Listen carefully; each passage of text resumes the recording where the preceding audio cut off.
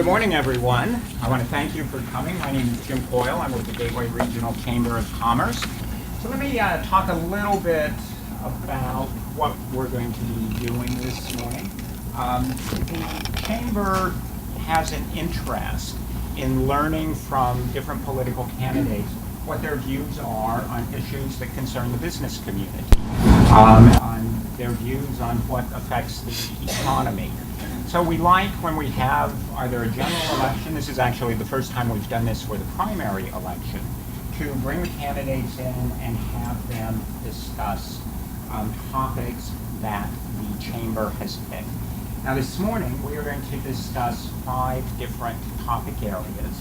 Those are healthcare, transportation, energy, the debt deficit and spending, and the tax policy of the United States. So all of these areas affect the business community. I will be asking each candidate questions. On the first question, each candidate will have 3 minutes to answer, and Kate is sitting right back there in the back.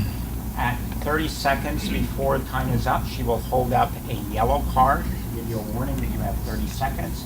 When we hit the 3-minute mark, she will hold up the red card to ask you to finish up.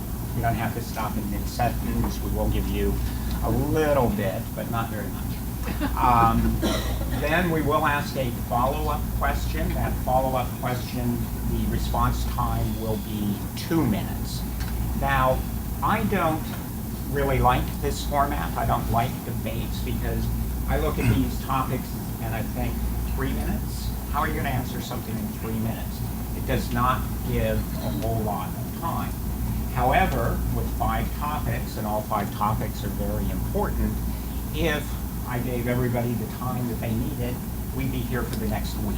So I've only got an hour to go through the debate. Now, we are going to start with opening comments. Those comments will be 3 minutes each. And Mr. Lance, we are going to ask you to go first, please. Well, thank you very much, and good morning to you all. And I thank Jim Coyle for his leadership, and I thank the Gateway Regional Chamber of Commerce and the Clark Chamber of Commerce for hosting this morning's Candidates Forum. And I'm honored to have been endorsed in this primary election by the United States Chamber of Commerce. And we're joined by the United States Chamber of Commerce this morning, also by the National Retail Federation and NFIB. In Congress, I have worked as hard as I can in support of policies to jumpstart our economy, and to get more Americans working again by providing greater economic certainty to individuals and to small business.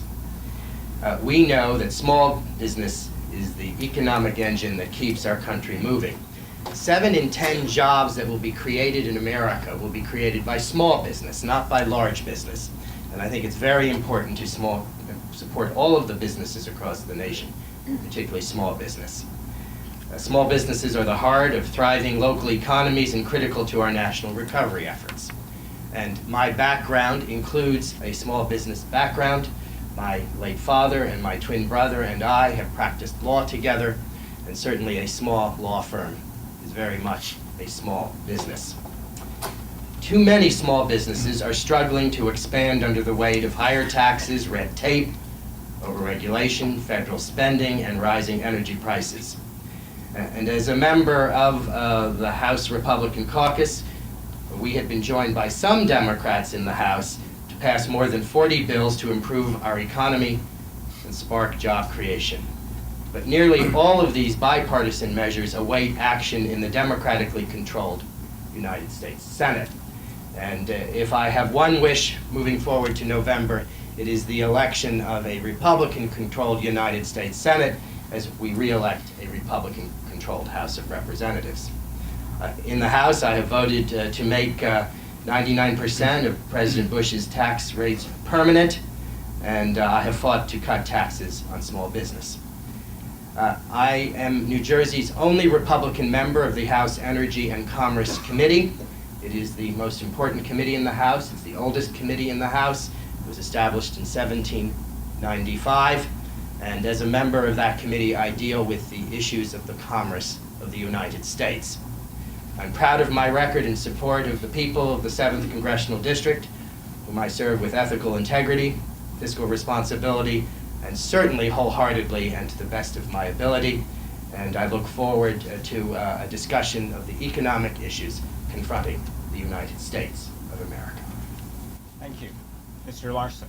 Well, thank you. Thank you so much for having me today, and thank you for the Chamber of Commerce and Mr. Coyle for moderating today. You know, I look out over the audience, and I see many people here who are very concerned with the direction of our country, with our economy. You're here today early in the morning. You came out. You got up earlier than your time here to eat breakfast, which was at 8 o'clock, which we came in. That tells me there's dedication. You want to see this country do well. You are here because your country is not doing well. And what are some of the problems here in the country? We have a Congress who is racking up debt like a drunken soldier spends. The only difference is with a drunken soldier, he's spending his own money. Congress is spending your money. He is spending your children's future. They are spending your grandchildren's future.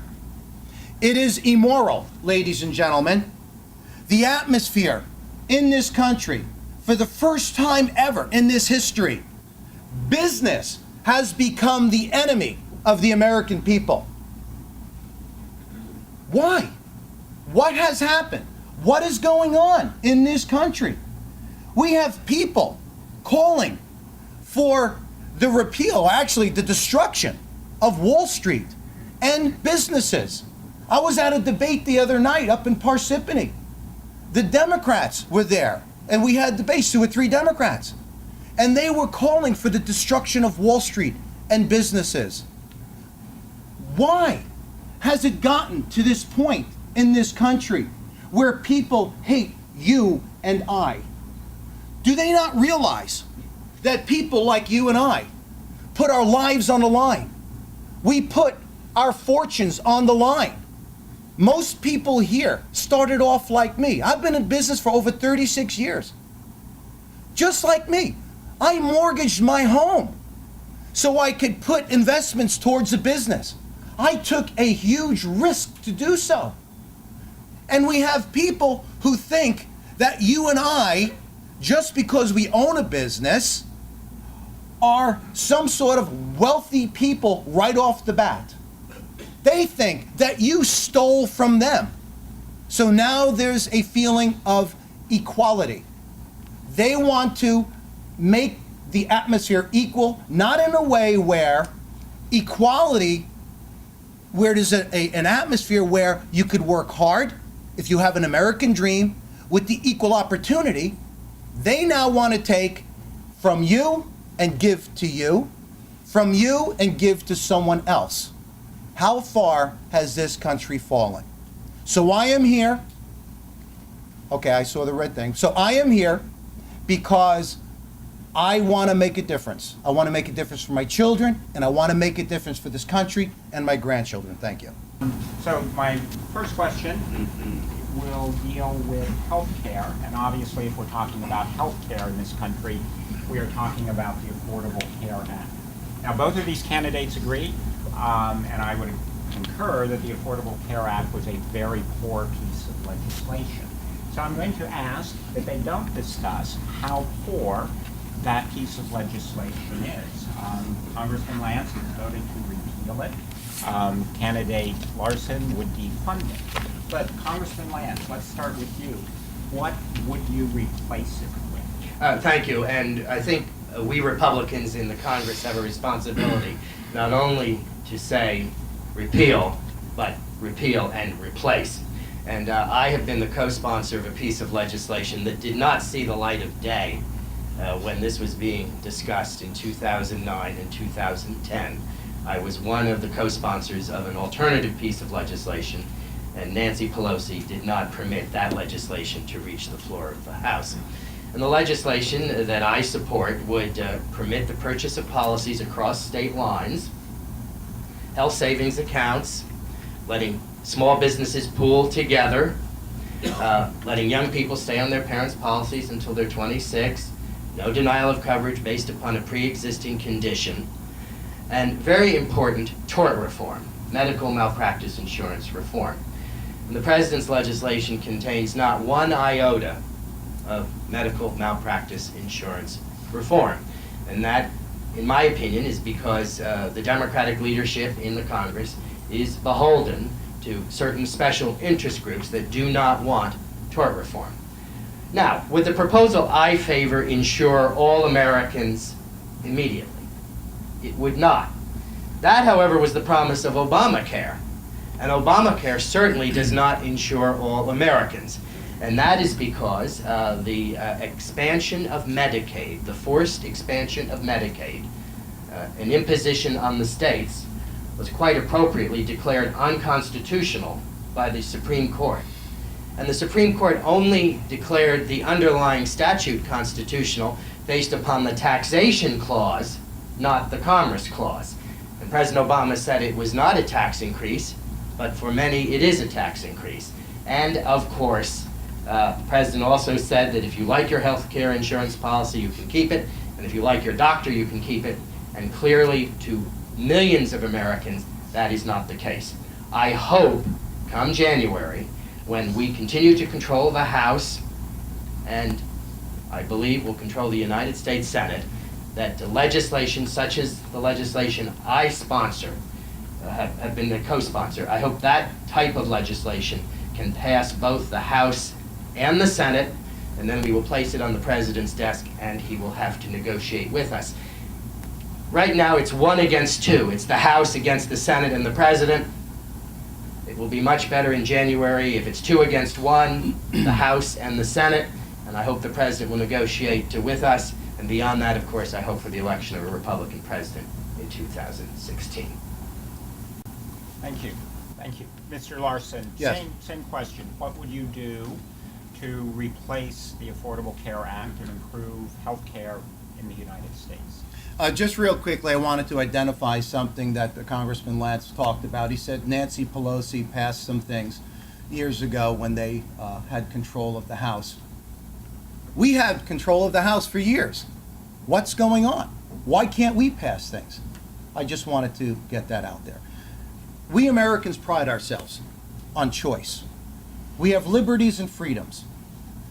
We're not used to being mandated to do something, especially health care.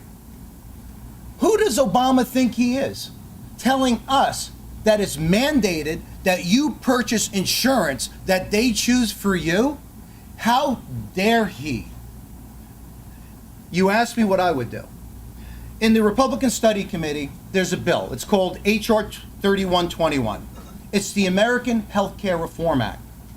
And it calls for the repeal of Obamacare in its entirety. It calls for access to portable health care insurance by standard deductions for health care insurance. You'll get $7,500 for an individual, $20,000 per family. It's almost like a voucher system. You could take it and use it wherever you'd like to go. It also has health care insurance savings accounts. It has access to vulnerable Americans who have health issues with high-risk pools. It also encourages the free market access that allows a cross-state line competition, which is very important. Competition in this room that we know is good. Medical tort reform, way over needed, okay? Also, it respects human life and personal conscience. You know, Representative Lance stated right here in October of 2012 when he was debating Chakula, he said the reason why he was against Obamacare is because it was a tax. I'm against Obamacare not only because it's a tax, but it's the takeover of 1/6 of our economy, and it is access to everybody's personal information for every resident that lives in this country of the United States. In my opinion, it's a socialist agenda. It must be defunded immediately and repealed. That's what I promise I will do to you, and we will then enact new healthcare issues for you. Thank you. Mr. Lance, we require that drivers have insurance in this country to drive in a car. My guess is everybody has insurance, right? Nobody around here nobody is driving without insurance. Why is healthcare different? Why should people not be required to buy healthcare insurance? I think we should encourage all Americans to buy health care insurance. But I think we should build from the model that exists in this country, which is health care insurance from our employers. And that is the system from which we should build and improve. And I do not favor a system like Obamacare, and I oppose it for quite a few reasons. And Nancy Pelosi said earlier this week, or over the weekend, that what she really favors is a single-payer system. And I think that this is the first step, and it is a huge step to bringing about a single-payer system, which I adamantly oppose. We should build on the solid foundation that we have in this country of strong health care for those who are employed. Most Americans receive their health care insurance from their employment. And finally, let me say, if we get control of both houses of Congress, the first bill we will put on the President's desk is repeal of this legislation. But we will also put other bills on his desk, for example, repeal of the medical device tax, which is critically important to the state of New Jersey. So, Mr. Larsen, another Yes. follow-up question. If an individual does not have insurance and they go to a hospital to obtain care, who should pay for that? Right now, we have health care for everybody. You could go to the emergency hospital rooms and you will get health care. That's what we have in this country. And right now, you're paying for that out of your pockets, okay, whether you like it or not. With this plan that I have said, there's a pooling system that goes in place. I don't know how many here remember when you were 16, actually 17 years old, 18 years old, when you got your driver's license. There was a high-risk pooling that you had to go for. I was part of that. And the costs were much higher at the time, unfortunately, but that's the way it is. So a pooling system is there to make up the difference for those who can't afford it. Now, I agree with Representative Lance about the mandated one-payer system, because that's exactly, ladies and gentlemen, where this is going. And my family came here from Norway, and I'm a first-generation American. And in Norway, we have socialist medicine. My family, who is still over there, come to America and pay to have their medical treatment done because they can't wait 3-4 years for medical attention over there. They come here. Right now, this administration, along with the help of some in Congress, are destroying the best healthcare system in the world. Representative Lance sent out this flyer. 64 times voted to repeal Obamacare. It was 100 times enough? 200 times enough? What if you would go to a dentist with an impacted tooth that's infected 64 times? What would you do? Would you continually go back to that same dentist? Or would you actually get something done and go to a different place and make things happen? It's embarrassing, quite honestly. Thank you. Okay, so we're going to move on to transportation. The transportation infrastructure of the United States, and New Jersey in particular, is in rapid decline. Bridges are unsafe, roads are inadequate, aviation is antiquated. In New Jersey, the Transportation Trust Fund is broke. Nationally, the Federal Highway Trust Fund is inadequate to deal with these problems. Many groups, including the U.S. Chamber of Commerce, have called for an increase in the gas tax to repair the problem. Mr. Larsen, there seems to be little will politically on either party, at either the state or the national level, to raise the gas tax. Do you agree with that the gas tax should not be raised? What's unfortunate, ladies and gentlemen, is that this country is not producing the oil and the gas that it should be. That's why you see prices so high with gas and oil. If prices were lower, people would be driving more. Right now, people have pulled back from driving. The gas taxes that we usually depend on for revenue aren't accumulating anymore. As a matter of fact, the Highway Trust Fund is deficit, like you said, in its trust fund. One of the other reasons is that 23% of the Highways Trust Fund has been removed and is being used for anything other than the highway system. We need to refocus and let the Highway Fund Trust keep its money and stop pulling money from Paul to pay Peter and Peter to pay Joe. We need to make sure that these trust funds are set up and they're left alone. Has anyone ever heard of the Social Security lockbox? Well, there's nothing in there but treasury bills, okay? That's all that's in it. It's been robbed, it's been looted. And that's exactly what's happening here with the Highway Trust Fund. Now, our infrastructures must be fixed. They need to be done. You know, highways have a lifespan or a built span of about 50 years. That's what the highways are. And some of our highways are decaying, especially after this harsh winter, if you notice, that we just had. I mean, some of these places are real bad. So the federal government needs to back off the states and allow the states creative ways to raise funds so that they can help fix their own streets. And the federal government needs to stick what the Constitution tells it to do and make way for interstate commerce and help states to do so. Thank you. Mr. Lance, same question. How are we going to fund the rebuilding of America?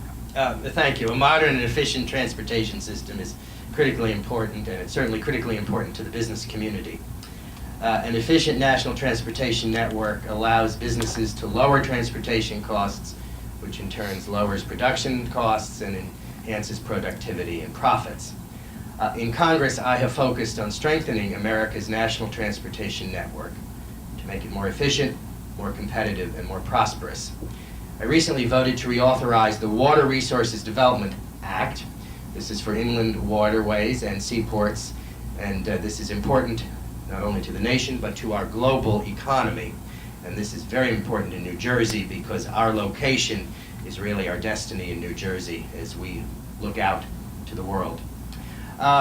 This bill supports more than 20,000 jobs in New Jersey and directly contributes $3.4 billion to our state's economy. And I have voted to hold federal transportation agencies accountable to ensure common sense regulations and to restore regulatory balance to provide certainty. Without significant improvements to the network and additional reforms to federal program, transportation will become increasingly inefficient and unreliable. Key to that effort will be paying for the investments of the Highway Trust Fund that has to be reauthorized. And I voted for a bill that would expand drilling and create revenues for the Highway Trust Fund as we expand drilling. And this is because we have an abundance of natural resources in this country, particularly natural gas. And I think that with expanded drilling, we can get more funding into the Transportation Trust Fund. And I think that is the way to increase the trust fund. And I am opposed to increasing the gas tax. You also raised the point regarding the state of New Jersey. I'm no longer in the legislature, but certainly I think regarding New Jersey, there should be no further borrowing without voter approval. And I am watching this because, as you know, I am the sponsor of the Larsen Amendment that prohibits further borrowing in this state without voter approval. And so as Trenton addresses this issue, I will be looking at that closely. But based upon my responsibilities in Washington, I think a good way to replenish the national transportation funding is through expanded resources from the economy, from the environment, from drilling, and I think we can get more federal revenues without raising taxes, and I am opposed to raising taxes. Mr. Larsen, often in transportation, public-private partnerships are touted as a solution. Privatizing roads, privatizing bridges, charging tolls. My neighbors and I have been talking about making our street a toll road so it can get repaved. But you would collect the revenue. I hope. There you go. Cash only, right? Exactly. So how do you feel about public-private partnerships in transportation? Look, we need to leave every option open is what we need to do. There's also other ways to do it, as you said, when we go back to tolls. There's electronic tolling now, where you could do away with manned, toll booths and so on. There's a huge difference in the cost. It costs about 5% of the revenue taken in when you go electronically, as compared to having manned booths, which are about 30% of your revenue. It's huge money right there. But what we need to do to make sure is we must drill for oil and gas. It is so important to do so.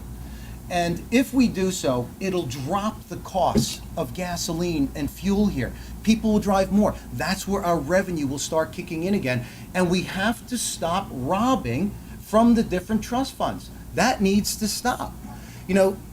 Congressman Lass brought it up. I wasn't going to bring it up. He talked about the Lance Amendment. That's where you can't borrow money without voter approval. Unfortunately, that law has been on the books in the New Jersey Constitution since 1844. So his amendment was just saying, well, we really, really mean it. Well, you know what happened? The courts of New Jersey bypassed that. And they made the legislator borrow money without even asking to spend money. And then he reconfirmed all of the court judges who did that anyway, who bypassed it. So really, what good is the Lance Amendment if you're not going to enforce the Constitution? Mr. Lance, fraud, waste, and abuse is often talked about as being a major underlying problem in infrastructure. Is it? We've talked about it for years. Every politician has said that they're going to get all of the fraud, waste, and abuse out of the system, but the system hasn't really seemed to change very much. Certainly where fraud, waste, and abuse exists, we should be ever vigilant, and I am very supportive of those from New Jersey who are on the Transportation and Infrastructure Committee. That's Congressman Lobiando, a very close friend of mine, and I commend to the audience's attention the fine work of Congressman Lobiando on the Transportation Committee on issues of fraud, waste, and abuse, and other issues as well. But let me say, moving further, that I do think that another area that can be important regarding the transportation infrastructure, particularly of this region of the country, is at least a reform, if not a fraud, waste, and abuse, at least reform the Port Authority of New York and New Jersey.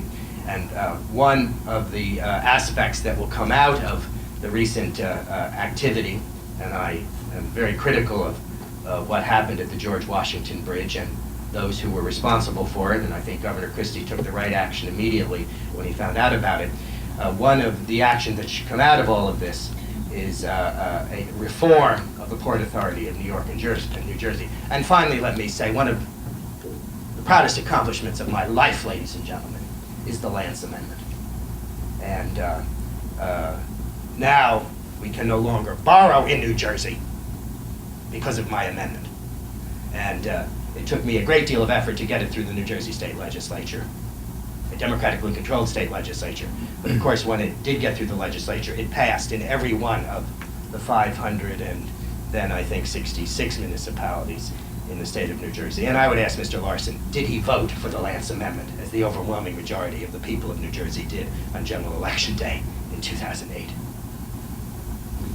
All right, well, that's actually a nice segue into our next topic, which is the debt, deficit, and government spending. So, Mr. Lance, the U.S. debt is now somewhat over $17 trillion and still rising rapidly. Is this a problem? and how immediate is the problem? It's a significant problem, and that is why I was proud to vote for Paul Ryan's budgets. And Paul Ryan is my close friend. He represents a district in southern Wisconsin. He was our distinguished candidate for vice president in 2012. I'm sorry that he was not elected vice president. And he is the chairman of the House Budget Committee. And he is really the expert in this area. And I have proudly and consistently voted for Paul Ryan's budget. I did so recently this spring. And Paul Ryan's budget would lead to a balanced budget over a 10-year time period. And this is one of the most critical issues confronting the nation. And we have got to get back to a place where we have our budget in order, where revenues meet the expenditures of the nation. Now, at the moment, the annual deficit this year will be roughly $500 billion. That's not good enough, but it's better than $1.4 trillion, which was in the first year, perhaps the second year of the Obama administration. And why are deficits lower, although we're not where we should be? Why are deficits lower? It's because of Republican control of the House of Representatives.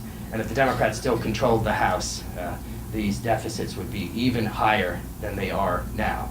And I am committed to working with Chairman Ryan and others to make sure that we reach a position of fiscal responsibility. And this is the efforts on which I worked when I was in Trenton regarding fiscal responsibility. I was the chairman of the Assembly Budget Committee, and then I was the ranking Republican on the State Senate Budget Committee. And I am greatly interested in these issues, and that is why I am so supportive of what Chairman Ryan and others are attempting to do. Mr. Larsen, the Yes. same question. Is the debt a problem, and how immediate is that problem? The debt is absolutely a problem, as you heard in my opening statement. It's appalling, unbelievable, the amount of debt. 17.5 trillion. That's what a T, ladies and gentlemen, $1 trillion. It's hard to comprehend. Beside 90, 100 million of unfunded mandates, liabilities, tremendous. We have mortgaged away this country, and it's immoral.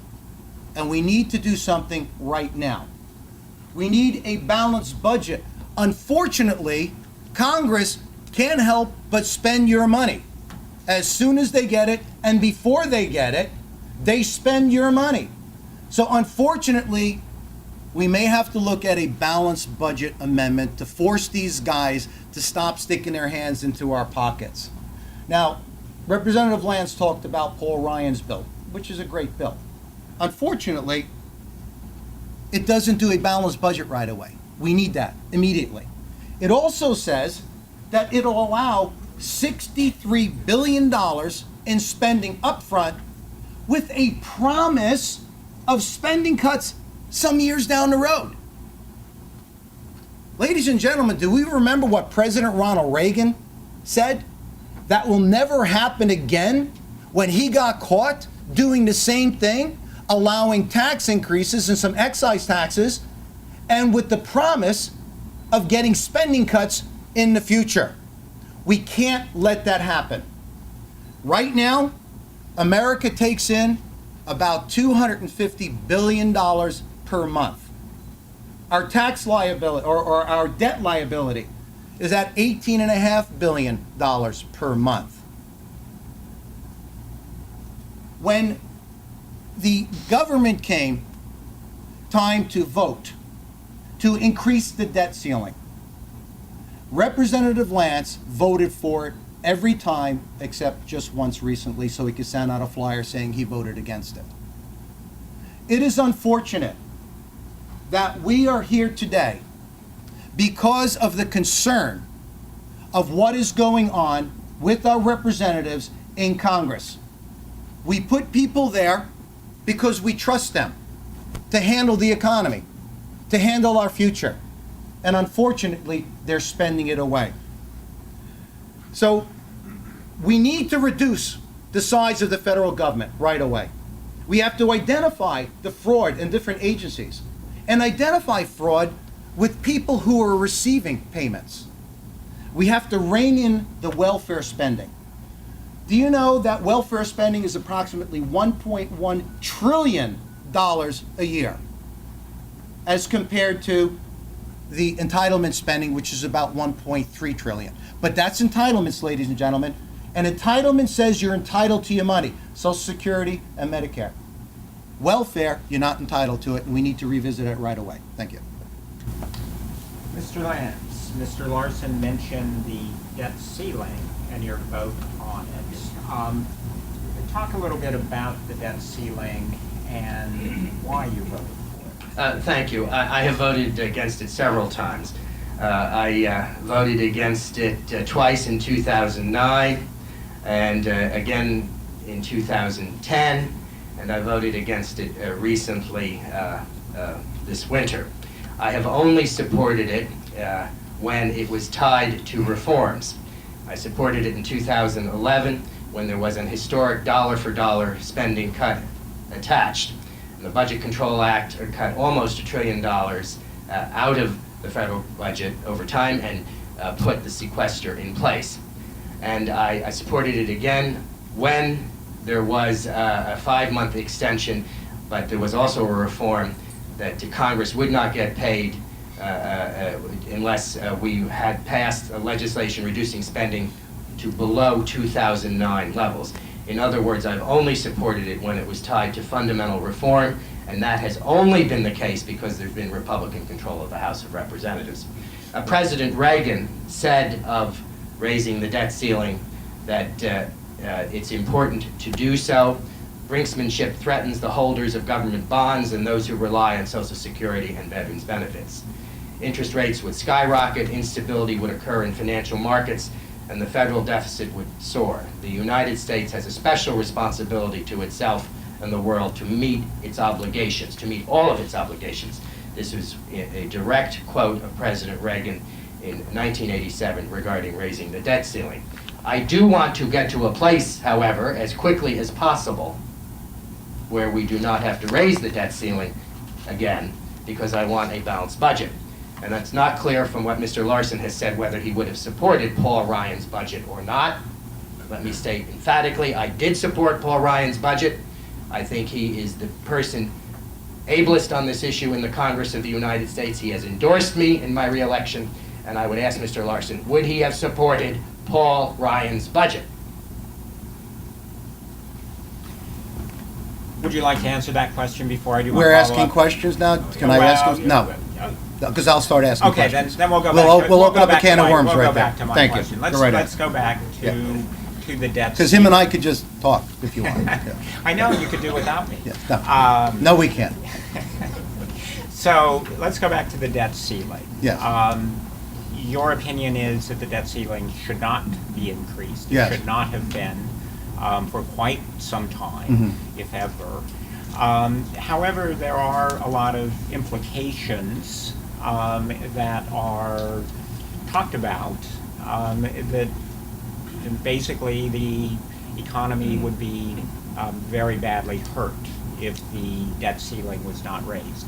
Do you agree with that? And is it worth shutting down government, missing payments to people in need, affecting financial markets, or do you think those things would not happen?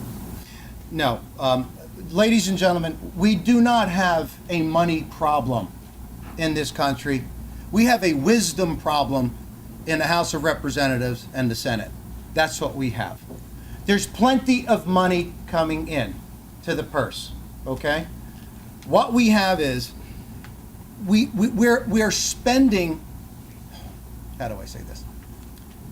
We're spending in areas that we should have no reason to be. The federal government is way out of control, ladies and gentlemen, way out of control. It's way too big.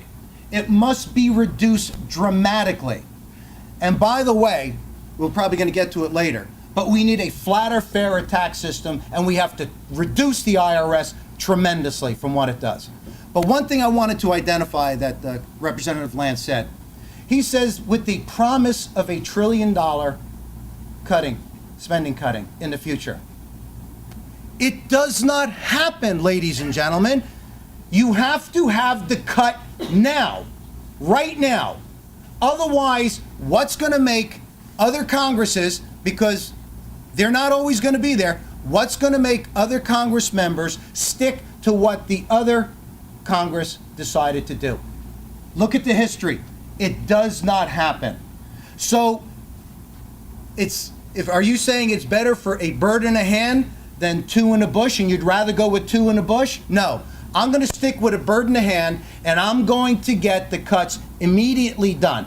By the way, when there are cuts, okay, in taxes and in spending, production goes up in this country. So we have to make sure that we do that immediately. Because we are in trouble, we cannot wait any longer. Thank you. Good. Okay, we will move on to energy policy right now. Mr. Larsen, fracking has become a major production tool in the United States in the past decade, and it has resulted in dramatic increases in petroleum and natural gas production. Is the environmental cost worth the price? First of all, that question is debatable, okay? Is the environmental cost worth the cost? I say America's prosperity, her path to recovery, has a lot to do with drilling for oil and gas, ladies and gentlemen. I know that for a fact. I have family that is now working out in the fields in the Dakotas. I have 2 nephews with master's degrees in teaching. They couldn't get a job in Illinois. They decided one day to jump in a car. They're in their 20s. They jumped in the car. They ran out to South Dakota. They took a chance. Within 2 weeks, they had a job. They're both making 6-figure salaries, ladies and gentlemen. Walmart is paying $22 an hour for people out there. Energy, oil, gas, petroleum is in all kinds of products. You're sitting on it. You're wearing it. You're driving it. It is everywhere, ladies and gentlemen. You bet it's worth the risk. And by the way, fracking has been debunked as far as being bad, okay, for the economy. You can't believe everything you read. You have to do research. So we need to drill, baby, drill, and usher in a boom in this economy that America has known in years before. Thank you. Mr. Lance, what is the role of renewable energy and the role of the government in promoting renewable energy? I favor an all of the above strategy, and certainly newer forms of energy will be coming online, and I favor those, but I do not want to subsidize them from the taxpayer's point of view in the way that the Obama administration does, and I remind the audience of the Solyndra scandal that occurred. And I think that the free market is the best way to proceed. Based upon an all of the above strategy, we will continue to rely on fossil fuels, but I want to rely on them less heavily, particularly from foreign sources, dangerous foreign sources, such as the Middle East and places like Venezuela. And I am extremely encouraged by what is occurring in this country with the boom in natural gas. We have an abundance of natural gas in this country. Natural gas is a fossil fuel, but its pollutants are about 1/2 of the pollutants of more traditional forms of fossil fuel from places in the Middle East and from Venezuela. And so I believe very deeply that we should, to the best of our ability, become energy independent. Now, there are some studies that indicate, Jim, in maybe 2 or 3 years, we will actually be a net exporter as opposed to being a net importer. And this is a dramatic change, and this has happened in the last 4 or 5 years. And so I would say we will continue to rely on fossil fuels, but we're moving in a cleaner direction with natural gas. And I would make one final point on this, as I hope we build the Keystone Pipeline, which I vigorously favor. Natural gas is also not only good for the United States, it is a matter of the national security of this country, and we should be selling liquefied natural gas to our allies in Europe, particularly in Germany, so that they're not blackmailed by Vladimir Putin and what he has done in Ukraine. So this is not only a matter of energy independence, it is also a matter of national security. Mr. Larsen, our consumption of fossil fuels is the single largest source of pollution in this country. This includes carbon dioxide, a greenhouse gas, which many tie to global warming. What mechanisms would you propose to limit pollution from petroleum products? Well, I wouldn't implement cap and trade, that's for sure. That's number one. But in this country, we have a free market system. When government talks about helping, government says, we're going to do it for you. Depend on us to do it for you. We know how that works out. What was those 7 words that Reagan was afraid of? Hello, I'm from the government and I'm here to help. How scary is that, right? Free market. Everyone in this room probably owns businesses. You know what needs to be done.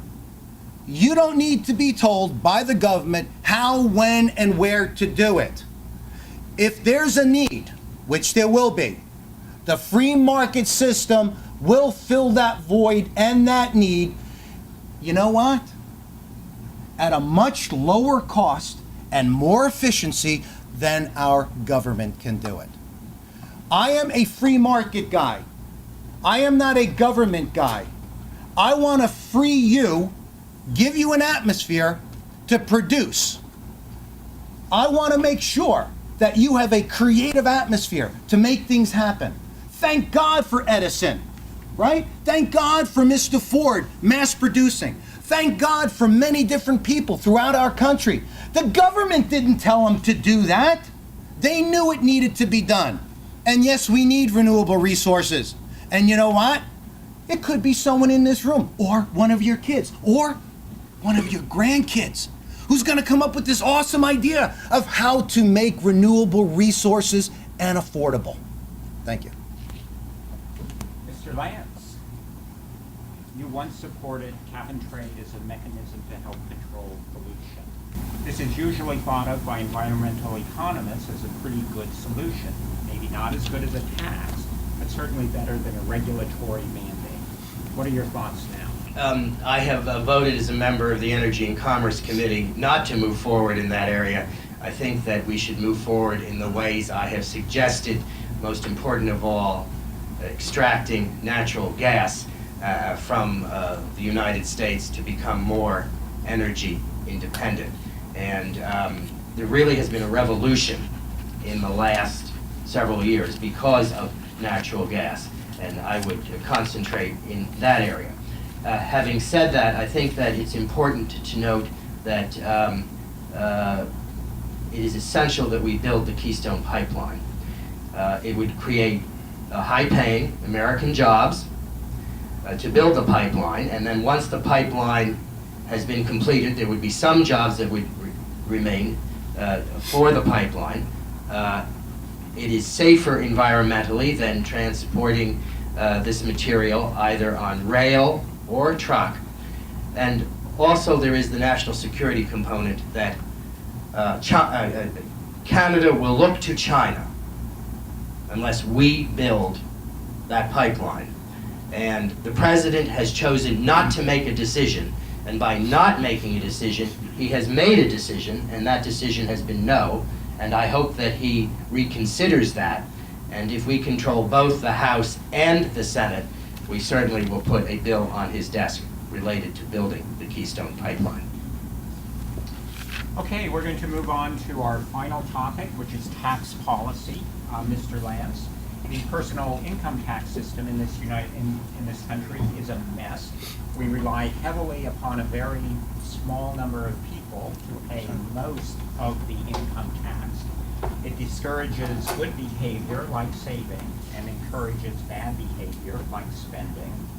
If you could, without constraint, change the way people are taxed, what type of tax regime would you use? Thank you. I would like to go back to the great tax reform of President Reagan in 1986, working with Bill Bradley, a Democratic United States Senator from New Jersey, bipartisan cooperation, and I think President Reagan's place in history is secure for so many reasons, and it includes the tax reform of 1986, and that eliminated many different rates and established a two-rate structure, a 28% rate and a 15% rate, and I would aim toward that system. Now, the chairman of the Ways and Means Committee, David Camp of Michigan, has put forward a draft proposal this year regarding tax reform. We will not be voting on it. It contains certain good parts, but also parts with which I am concerned. And certainly I want to maintain full deductibility of charity. This is an enormously charitable country, and we rely heavily, as we should, on the charities across America, and they are superior to the government. And I want to encourage increased donations to charity. And also in a state like New Jersey, which is a high tax state, at the state and local level, we need continued deductibility of those taxes. We need continued deductibility of mortgage interest because of the high cost of housing in New Jersey. And let me say as well, we need tax reform not only at the individual rates, which you have mentioned, but also at the corporate level. We now have the highest corporate tax rate in the industrialized world, 35%. It's much higher than our competitors. And what I favor is a territorial system at the corporate level, where if a company earns profits abroad and they're taxed abroad, then those profits can be brought back home to create American jobs without paying the differential that now exists between the lower rate abroad and the higher corporate tax rate in this country. And this is a fundamental difference between Republicans and Democrats in the Congress of the United States. And what I favor is what the Republicans in the Congress favor, which is a territorial system. I am convinced that more profits from abroad would be brought back home, and we would create more American jobs. So we need reform not only at the individual level, and I would like to return to the system that existed based upon President Reagan's monumental legislation in 1986, and at the corporate level, I favor a territorial system. Mr. Larsen, same question. If you had a clean slate and you could design your own tax system for the country, what would that tax system look like? Thank you. I believe what Representative Lance was saying was a repatriation of the funds in from foreign countries for American businesses. We have a progressive tax system in this country. Progressive. It means it hurts people who wants to do well. It punishes them, as Jim said. There are 74,000 pages in the IRS code. And you know what? That's a living document. It keeps growing. It keeps growing because we have crony capitalism in this country, unfortunately. And there's special interest groups that gets special attention with tax codes written straight for them. You know, we have a U.S. corporate rate tax that is the highest in the developed world of 39.1%. It's killing jobs here. It's hurting us. The wage earners in this country who make money, who go out hard, you guys are the wage earners. You pay, well, let's not you, well, I'll say 40%, I'll get the exact number because I don't know exactly what you people take in, but 40% of Americans pay 100% of the income taxes. That is not fair. What we need is a flatter, fairer tax system. And as I said before, we have to dramatically cut the IRS tremendously. Look what's happening in this country. The IRS is now being used for a purpose it wasn't intended to be used for. Obama is going to use it to enforce you to take up the mandate of health care and other issues. The IRS is a Gestapo unit right now going after conservatives who dare to have a different opinion of him or members of Congress. How dare you? That needs to stop right now, ladies and gentlemen. They need to be held accountable, and we need to take the teeth and rip it from them so they cannot come after people like you and I who are doing what we have the ability to do and the rights to do afforded to us by our Constitution. So let's change the tax code system. Let's make it fair and flat for everybody, and let's move forward and bring America back to prosperity. Mr. Lance, the final question. There is a proposal that has been circulating around the Congress, developed by Senator Baucus and Representative Camp to reform tax. Seems to be going nowhere. What is the possibility, and what do you think can be done to reform the tax system? So what would you like to do now? What do you think to do? I do not think that Chairman Camp's proposal will become law this year. It was a draft proposal, and I favor portions of it, but I have concerns with other portions of it, and I would not vote for it in its current form. It was a draft proposal. Now, Senator Baucus was working with Representative Camp. Senator Baucus has just become the ambassador to China, and Senator Wyden is now chair of that committee, I believe. But I hope come January there will be a strong Republican chair. I think Senator Thune would become the chair. And so tax reform awaits the new session of Congress, and I hope that it is a session controlled not only in the House but in the Senate by Republicans. And what I would favor is a return to a much flatter system, and I suggest the two rates of President Reagan, 28% and 15%. And I very definitely think that not only should we reform the personal side of the tax code, we should reform the corporate side, as I have suggested. And let me finally state that I voted for contempt for Lois Lerner, and what is occurring at the IRS based upon targeting of conservative groups is appalling. And the House of Representatives has been very strong on this issue. Unfortunately, that strength does not exist in the current Justice Department with Eric Holder there, and this is yet another reason why we need to change the executive branch as well.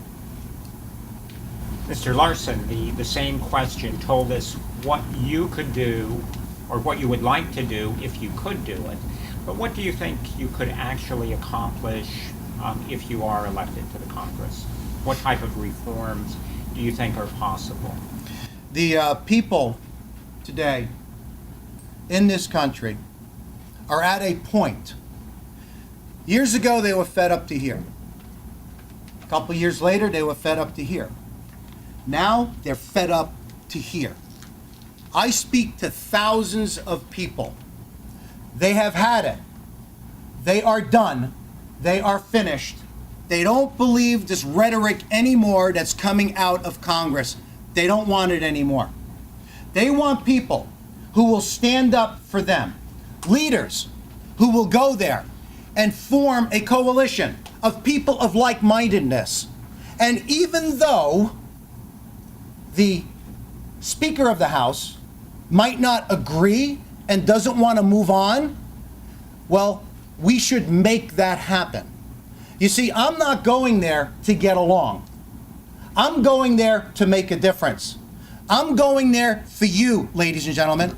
I'm going there for my children and my grandchildren, ladies and gentlemen. I am going there to serve for only a couple terms, a few terms, whatever it is, and get the heck out. I'm doing what our founder said, going from private life into public service and get the heck out and let someone else come in and not make it a career. People are done, they're finished, it's over with. Just as a side note, Representative Lance stayed here in October. He stood right before you in October of 2012. Said that he will not be raising any more taxes. There was an upcoming tax bill, H.R. 8. Well, he did. He was one of only 85 Republicans to do so. 150 refused to vote for it. It was an increase in taxes only for the rich, though, so it was okay. Thank you. All right, well, that concludes the debate portion of this morning. We will now move into summation remarks. Congressman Lance, we will start with you.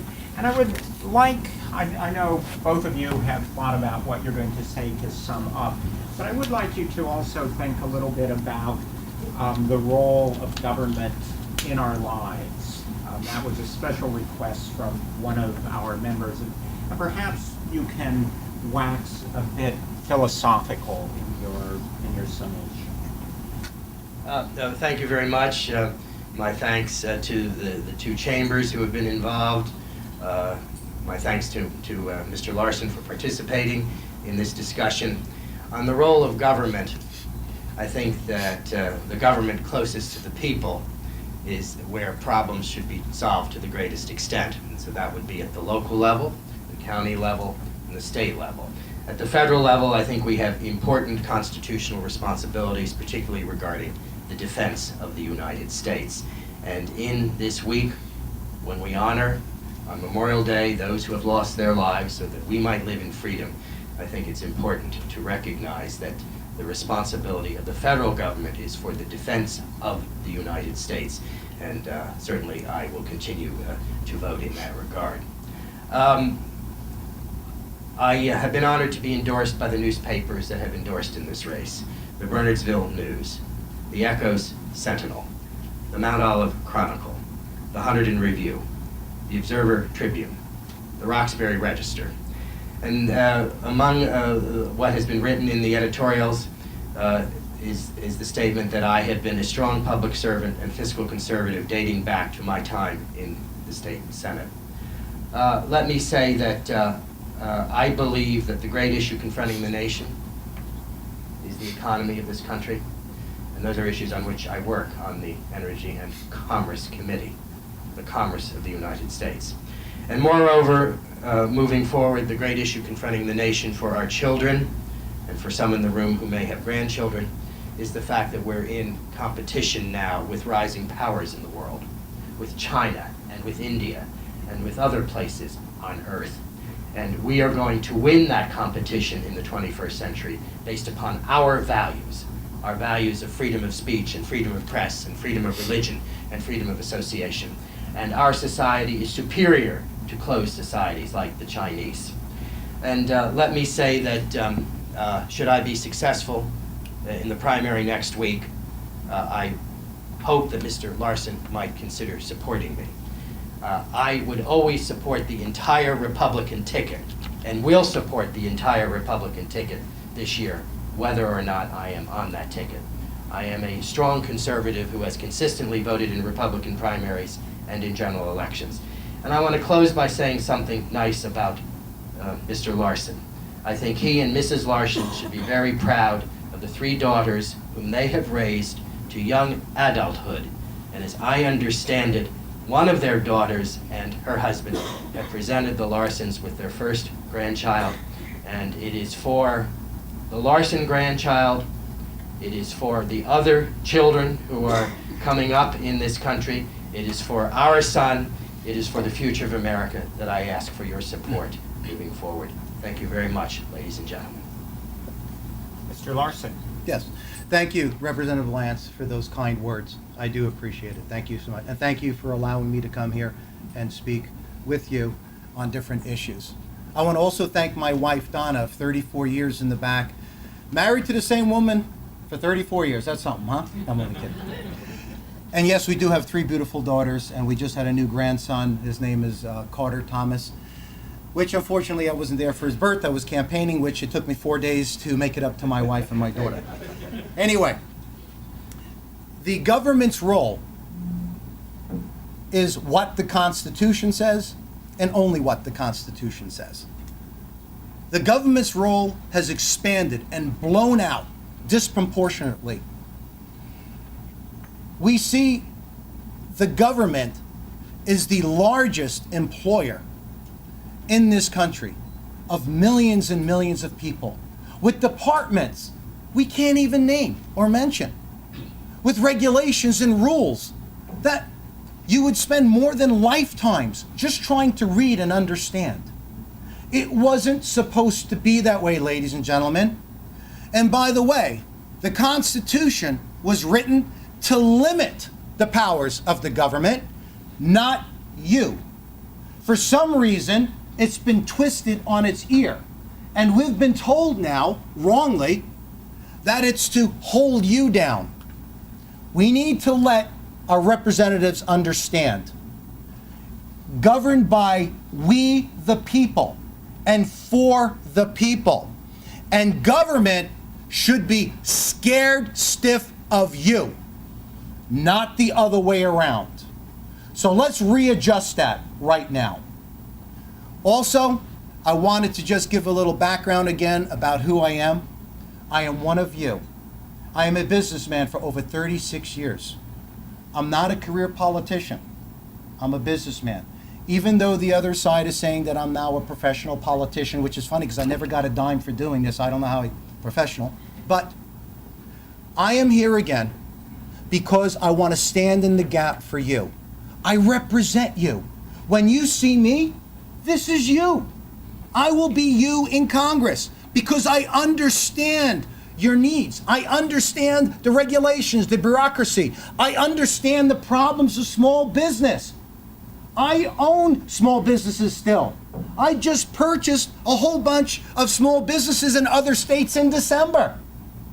Right now, I help employ a couple hundred people in multiple states. This is what we do. We create jobs. We're problem solvers. And I want to tell you, I will be accountable to everyone here in this room and to the whole district because you are my employer. Thank you so much.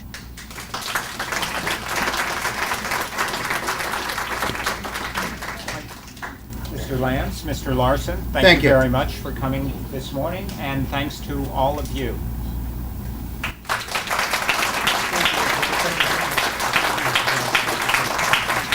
And I'm going to remember the things I tried to talk about.